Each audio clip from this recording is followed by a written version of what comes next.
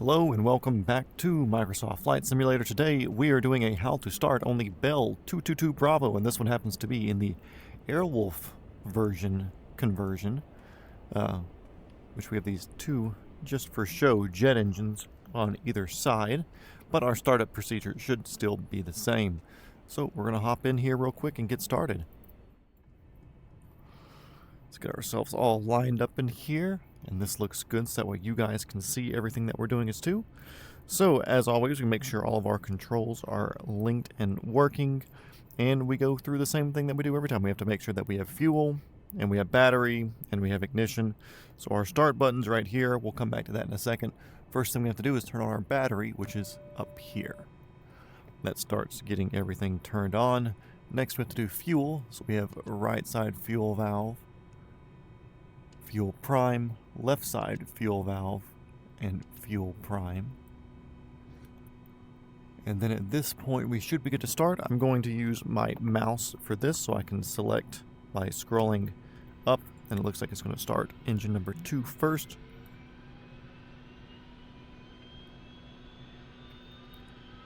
We have spinning. Looks like it's got a good start with it. Everything's moving up. Once we hit this green area, we will snack our generator for this side here.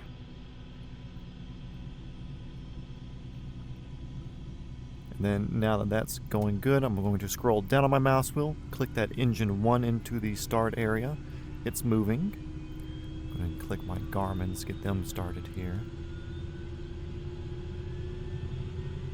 Now engine 1 has a good start, looks like, so we're going to go ahead and click our generator for that one on. We can turn our inverters on, any collision or position lights that we want. We have pitot heaters here, and the only thing left before we can take off is our parking brakes, as we can see from our gauge on the annunciator there, and our rotor RPM. So, all we have to do is, if you have a governor switch, make sure that it's clicked into the on position whenever your rotor RPM gets to the correct area. So we're looking at that top left gauge in the center right here. So we're going to manage our torques as we roll up, get it up into the green. As you can see, my throttles are rolling up with my hand here.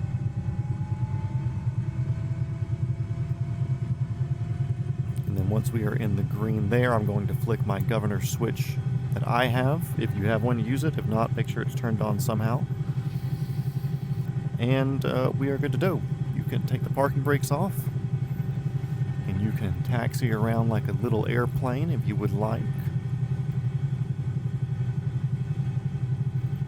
Or, you know, you're a helicopter, so you can just, show your superiority by picking up on the ramp where you're at. And since we're here, we'll fly around beautiful little Sedona, Arizona.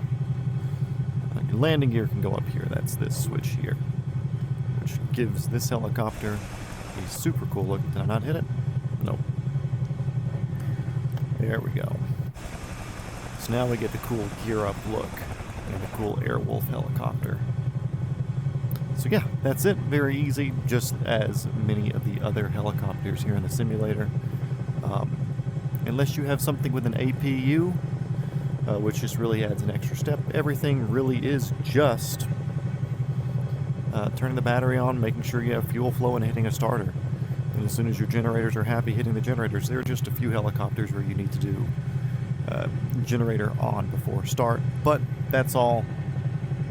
That's all just dependent on the situations, and if that happens to be one of them, I'll show you here in the tutorial videos.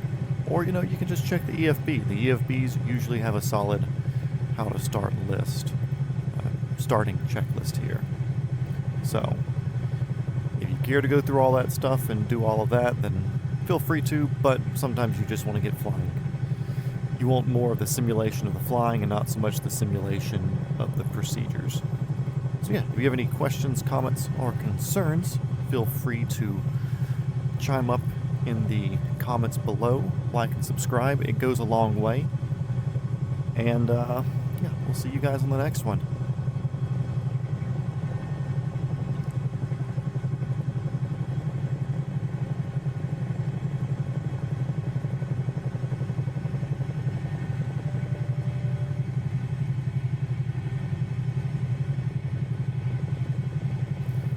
Also, Sedona is just a neat area with all of this cool ground around us. Nothing like where I live, so it's always neat flying in somewhere where it's just completely different.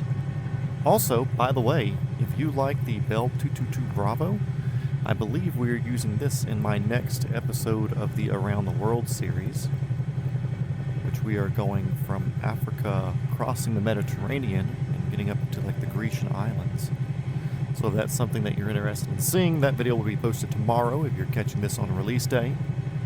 And if not, feel free to go back through that playlist. I use the 222 a decent bit just because it's got good range and it's quick, which means we cover good distance in the episodes, which is always nice.